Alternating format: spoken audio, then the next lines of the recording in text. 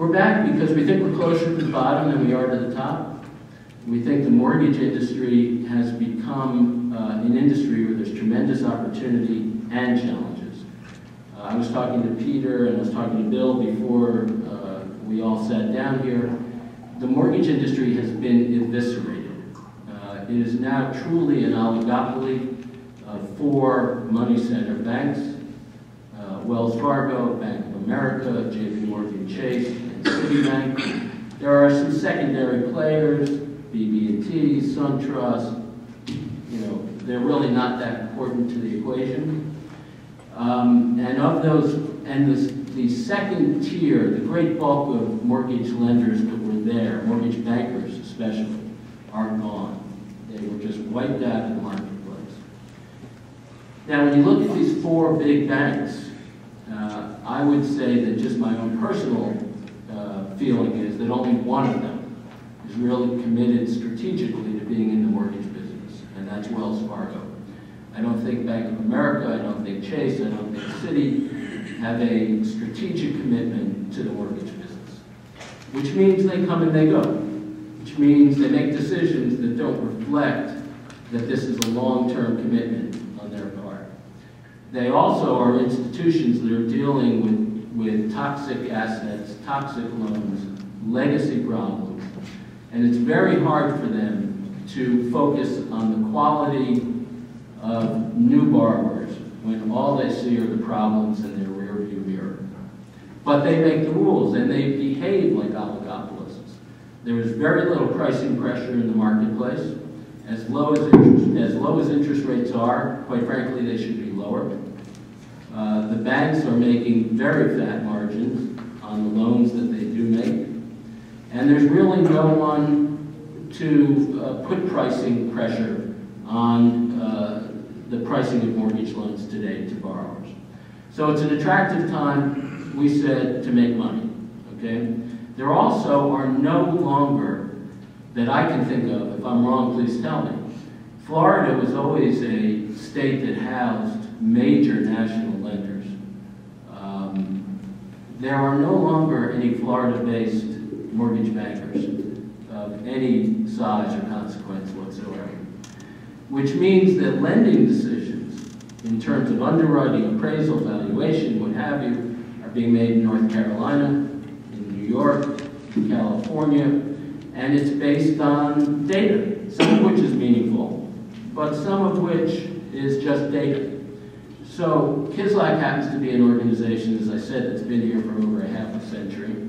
We've invested a lot of money in the community. In the last 2 years, we've invested over $30 million, Gus, you'll tell me, over $30 million in purchasing residential tax liens, which obviously is a reflection of our confidence in the local real estate market.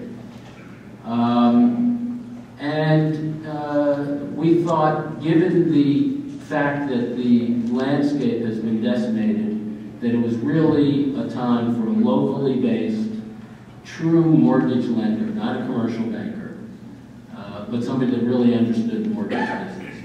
So we are in the process of opening up at least 10 offices in the state of Florida. We already have 3, Miami Lakes, South Miami, and Jacksonville will be opened any day. And we think it's a great time with somebody that has local knowledge, zip code knowledge, block by block knowledge.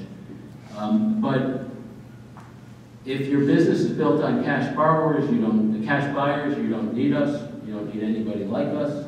But if it's people that need to get financing in order to purchase units that you're going to invest in, you have to understand how challenging it is to qualify today. Don't ask me how challenging, because I won't be able to tell you, but 2 of my associates in the room can answer that very precisely and very clearly.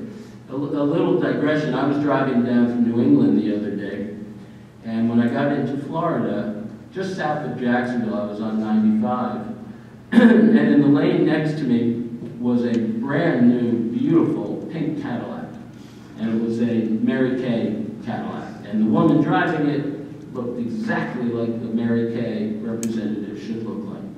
And I noticed her license plate. This is true. The license plate said UK okay? A U, a can, and then the number 2. I said, boy, that really captures what happened to the housing market in the United States. People that should never have been home buyers figured, I can not only have one home, I can have 2 homes, 3 homes, however many I want. I remember when I went to the National Association of Home Builders Conference in Las Vegas, probably in '04, it was just before we sold, and the taxi driver who picked me up talked about his 3 investment properties.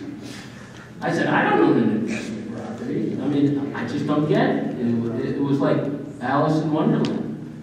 Well, I figured that license plate today should probably read, you probably cannot. Now, having said that, there are a lot of loan programs available for everything from conventional FHA to foreign national. There is a need for non-conforming product in the marketplace, and I know of a lot of smart Wall Street people that are working on it and trying to put deals together to provide it, because there is nothing inherently wrong about non-conforming product, so long as it's done correctly. The other thing I will tell you is most of the bad actors have been washed out of the system. So the people that you would deal with, whether it be Kislak or anybody else, are probably going to be pretty reliable, pretty knowledgeable, true mortgage people. Okay, so I think you can have a much greater degree of confidence in the advice that your customers will be given and the service that they will hopefully receive. So there's some healthy things going on in the mortgage market. It's now really a marketplace for true business people. The scoundrels hopefully have been washed out. The people who used to sell swimming pools and then became loan officers, they're gone. There's true underwriting requirements. There's a lot of regulatory issues that frankly are coming on a day-by-day basis that we're all just learning how to deal with. But the most critical is that you have to absolutely certify the ability of the borrower to repay the loan. Everything else stems from that. So there are no more liar loans, there's no more stated income, no asset, blah, blah, blah. They will probably come back because we have very little institutional memory in this country. So when the new crop of MBAs comes up, you know, they'll reinvent the same old product. And we'll be here, not I, but my daughter or grandchildren will be here a number of years from now discussing the same thing, unfortunately. But with that, there's my Aesop's fable. If you have any questions, ask my 2 associates.